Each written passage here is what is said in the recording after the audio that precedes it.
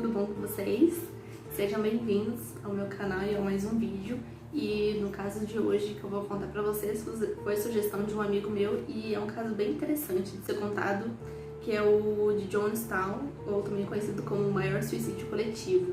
E vamos começar também falando por quem tava por trás disso tudo, que é o Jim Jones, que ele, na verdade, seu nome verdadeiro é James Warren Jones, e ele nasceu no dia 13 de maio de 1931 em Lynn, na Indiana, nos Estados Unidos. E desde pequeno ele já demonstrava um interesse por leituras de obras como de Adolf Hitler, Mao Zedong, Mahatma Gandhi, Karl Marx e Joseph Stalin. E quando ele era adulto, ele se casou com Marceline e juntos os dois adotaram 3 crianças coreanas, um menino negro, uma menina de descendência indígena e uma outra garota branca. E de sangue mesmo, assim, eles só tiveram apenas um filho em 1959. O Jim era líder de um culto norte-americano na qual prometia aos seus seguidores viverem uma utopia na selva da América do Sul, e após se proclamar Messias do Templo do Povo, um grupo evangelista de orientação socialista.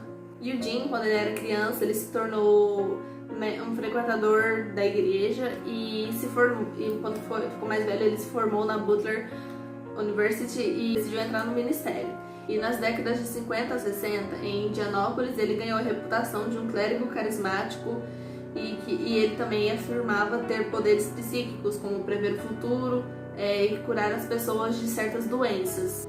E também é importante ressaltar que ele era um defensor vocal, bem forte mesmo, da integração racial, e em 55 ele estabeleceu as Asas da Libertação, que uma igreja pentecostal que mais tarde ficou conhecido mesmo como o Templo do Povo. Em meados dos anos 60, o Templo do Povo se mudou para a Califórnia e ela era considerada mais aberta a ideais como os que eram pregados pelo pastor, o Jim. O movimento ele ganhou uma grande reputação, fazendo com que o Jones andasse entre as grandes pessoas, né? Ele ficou bem conhecido e chegando a andar, por exemplo, a conversar várias vezes com a primeira dama da época, Rosalynn Carter. E eu acho importante ressaltar que o Jones ele tentou transferir a sua sede uma vez para Belo Horizonte, aqui no Brasil, só que não deu muito certo, principalmente porque ele não falava em português. E em 77 o Jim chegou a ser comparado a Martin Luther King Jr., Angela Davis e Albert Einstein pelo deputado democrata Willie Brown.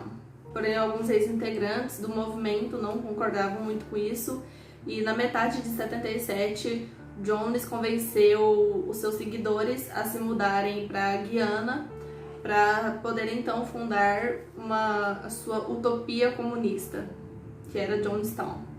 Só que na prática mesmo o que ele realmente queria era fugir de acusações de morte, perseguição, sequestro e abusos psicológicos, além de abusos sexuais, né, também, que chegavam tudo assim aos poucos para a mídia.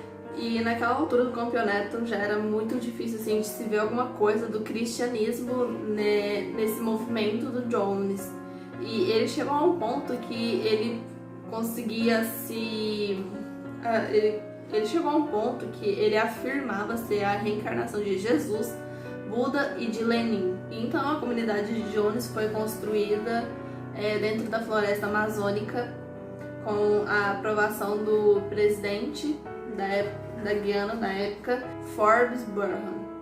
E o nome disso era para ser, né, o nome oficial era Projeto Agrícola do Templo do Povo, só que na prática mesmo era conhecido como Jonestown, e que era considerado um paraíso socialista, um santuário, e foi lar para mais de 900 moradores, e 68% desses moradores de Jonestown eram pessoas negras. E lá em Jonestown, eles não precisavam de muitas coisas de pessoas que vinham assim, de coisas assim de fora da comunidade deles, porque Eles tinham de tudo lá, eles tinham bangalôs, eles tinham escolas, eles tinham pavilhão central e tinham também lá o espaço para todos eles morarem, além de também ter o espaço para eles fazerem as plantações de seus alimentos. Sendo assim, então, a única forma de contato que eles tinham com o mundo exterior era através de um rádio de ondas curtas. Só que o relatos de algumas pessoas que sobreviveram ao que ocorreu lá em Jonestown afirmavam que o Jones promovia um regime ditatorial na qual tinha lá aos redores, era rodeado de seguranças armados.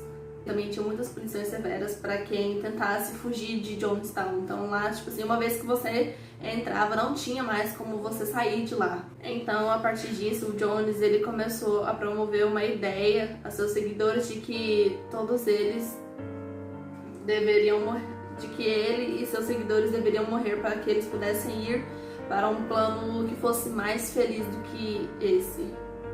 E o Jones também avisava a seus seguidores de que os serviços americanos estavam supostamente conspirando contra Jonestown. E por isso que ele pregava tanto essa ideia de um suicídio coletivo. E em 78, alertado pela preocupação de parentes de pessoas que eram membros desse movimento, o deputado Lew Ryan viajou com uma delegação de 18 pessoas para a Guiana. No dia seguinte, a entrada de Ryan lá na comunidade de Jonestown, ele conseguiu convencer algumas pessoas, alguns integrantes do movimento a saírem de lá. Porém, uma dessas pessoas que estava fugindo, que era Larry Layton, foi apenas como se fosse uma espécie de armadilha, porque quando ele chegou lá nesses aviões que iriam levar os integrantes que decidiram sair do movimento embora, ele acabou disparando, ele pegou uma pistola e começou a disparar alguns tiros. Enquanto isso, o outro avião foi cercado por membros da guarda de Jim Jones. E após tudo isso, antes das 6 horas da tarde, o congressista Ryan e outros 4 pessoas já estavam mortas lá na pista, com mais 11 pessoas feridas também. Algumas vezes foram feitas umas simulações desse suicídio em massa, né? E tipo assim, durante essas simulações de suicídio, ele tinha baldes lá com veneno e as pessoas tomavam, mas não acontecia nada. Só que aí chegou o grande dia e as pessoas, acreditando ser mais uma simulação, eles beberam aquele líquido e realmente era um veneno. E esse veneno que tinha nos baldes se tratava de uma mistura de cianeto de potássio com calmantes para todos eles tomarem.